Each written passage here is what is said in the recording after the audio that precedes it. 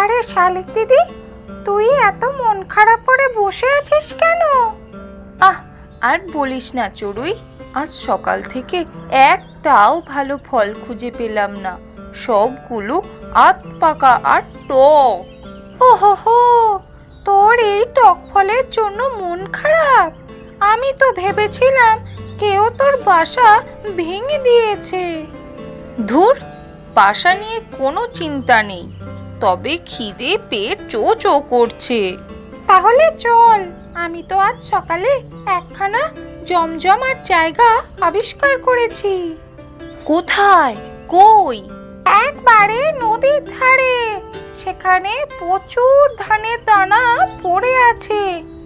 একবার টু মেরে আসলে তুইও খুশি হয়ে যাবি। বাহ, তাহলে তোদের মতো ধান খেকোদের জন্য স্বর্গ। ধান খেকো বললেই হলো? তুই কি জানিস ধান খেলে পাখিদের বুদ্ধি বাড়ে?